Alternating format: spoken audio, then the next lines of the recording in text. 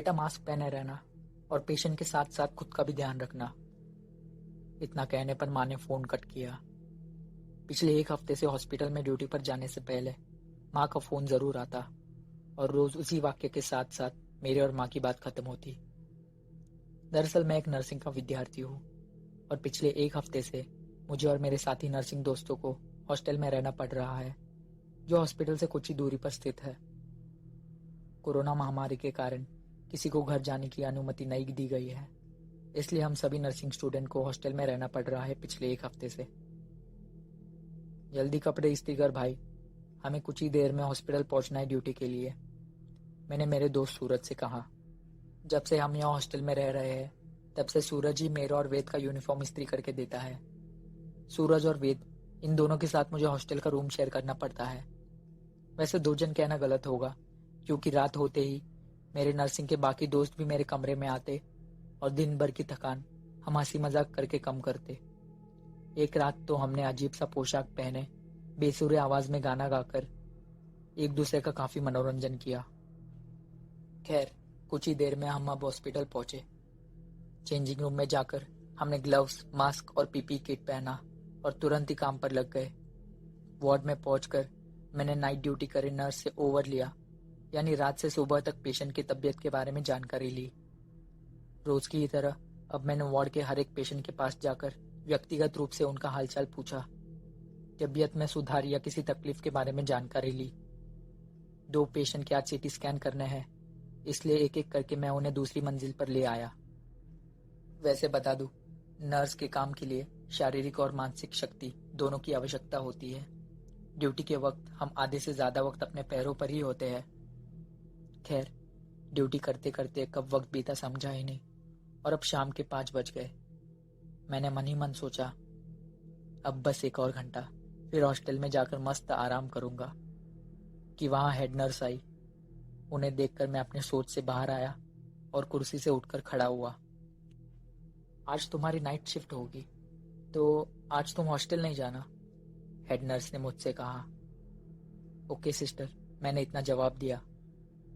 भले ही मैंने उत्साह से उन्हें ये जवाब दिया हो, पर मन ही मन में निराश हुआ। मैं फिर कुर्सी पर बैठने जा ही रहा हूँ कि अचानक मुझे अब डॉक्टर ने तुरंत ही ईआर रूम यानी इमरजेंसी रूम में मदद के लिए बुलाया।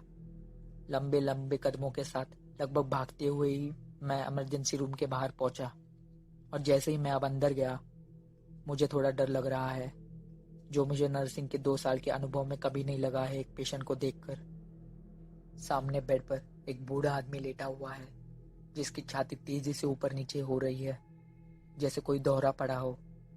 उसके शरीर पर मांस नाम की चीज ही नहीं है, जैसे किसी ने कोई कंकाल पर एक चमड़ी की परत बिछाई हो। वैसे इससे भी कई और बुरे हालत वाले पेशेंट देखे हैं मैंने, पर पता नहीं क्यों आज इस पेशेंट को देखकर मैं डर रहा हूँ। वहां क्या खड़े हो, पास आओ और मेरी मदद करो, डॉक्टर ने थोड़ी भारी आवाज में मुझसे कहा। पास जाकर मैं पेशेंट की हालत ठीक करने में डॉक्टर की मदद करने लगा। कुछ सेकंड्स बीते ही होंगे कि पेशेंट का शरीर हिलना बंद हुआ और ऐसा लग रहा है जैसे कुछ ही देर में इनके प्राण निकल जाएंगे। जल्दी से इन्हें सीपीआर दो, डॉक्टर ने मुझसे कहा। मैंने अपना बायां हाथ पेशेंट के सीने पर रखा और उस पर अपना दायां हाथ रखकर पूरे जोर के साथ पंप करने लगा। पंप करते हुए मुझे उनके सीने की एक एक हड्डी अपने हाथों पर महसूस हो रही है। हमें जब अब लग रहा है कि ये जिंदा नहीं बच पाएंगे, वैसे ही उन्होंने एक लंबी सांस ली और आंखें खोली। ये देखकर थोड़ी राहत की सांस ली हमने और तुरंत ही उन्हें आईसीयू में शिफ्ट करा दिया, क्योंकि भले ही उन्होंने अपनी आंखें खोली हो, पर वो अब भी खतरे से बाहर नहीं है। कुछ देर बाद आईसीयू से बाहर कदम रखे ही है मैंने कि एक नौजवान ने मेरी बाजुएं पकड़ी और चिंता भरी आवाज में मुझसे पूछा, मेरे दादाजी ठीक तो हो जाएंगे ना? मुझसे उम्र में करीब 4-5 साल बड़ा और चेहरे पर काफी उदासी है इसके। मैं उसे जवाब देने जा ही रहा हूँ कि फिर उसने कहा, जिन्हें आप आईसीयू में ले गए वो मेरे दादाजी है, कांतिलाल, वो ठीक तो हो जाएंगे ना? हमने अपने तरफ से उपचार चालू किया है, देखते अब उनका शरीर कैसी प्रतिक्रिया करेगा, मैंने कहा। दादाजी पिछले कुछ दिनों से काफी अजीब बर्ताव करने लगे हैं। खाना तो वो ना के बराबर खाते। उसने मुझसे कहा। अजीब बर्ताव? जैसे?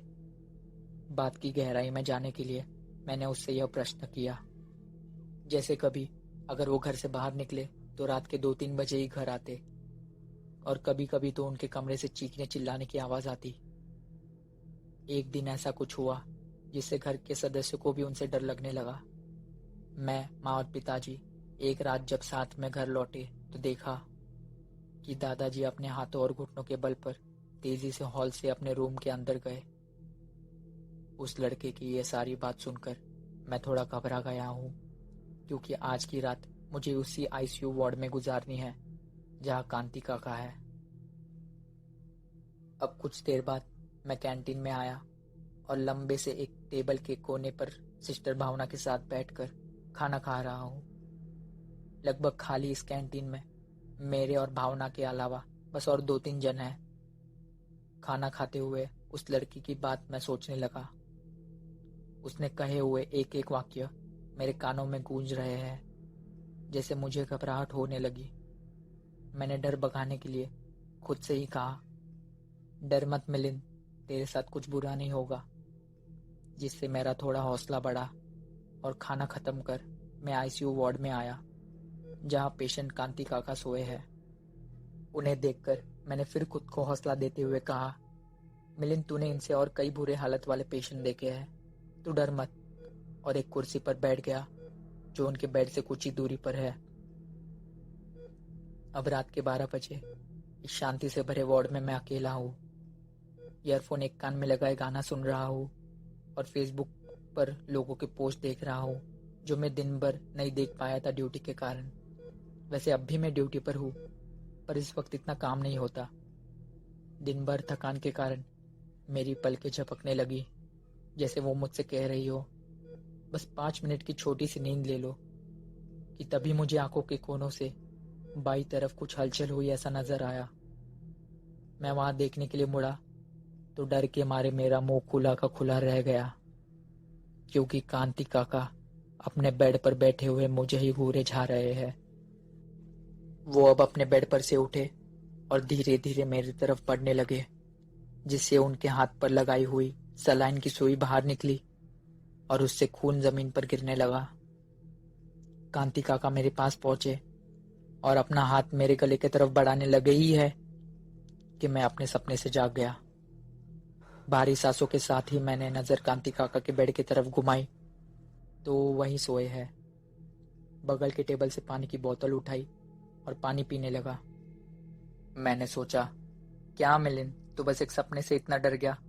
और काका के बेड के ठीक बाजू में जाके खड़ा हुआ। मैं आपसे बिल्कुल नहीं डरता, मैंने सोए हुए काका की तरफ देखकर कहा, और पीछे मुड़ने जा ही रहा हूं कि मैंने देखा कांति काका के हाथ पर लगाई गई सलाइन की सुई निकली हुई है।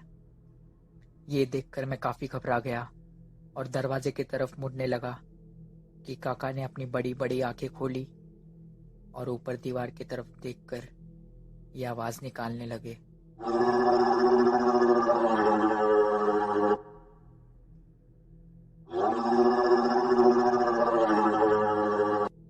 इतनी डरावनी आवाज सुनकर मेरे रोंगटे खड़े हो गए और मैं तेजी से वार्ड से बाहर निकला और भागते हुए ही सिस्टर भावना से टकराया। उन्होंने खुद को संभालते हुए मुझसे पूछा, क्या हुआ, इतने डरे हुए क्यों हो?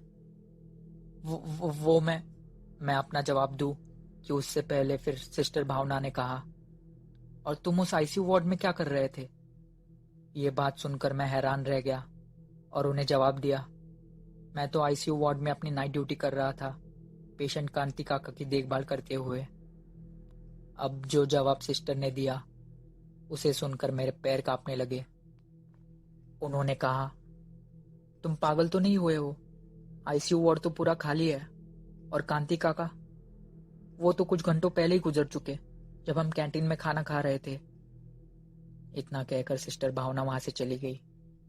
मैं डरते हुए फिर आईसीयू वार्ड के दरवाजे के पास आया और धीरे से उसे खोलकर झांकते हुए अंदर देखा। सामने अंधेरे में कांति काका दीवार पर रेंग रहे हैं। श्श।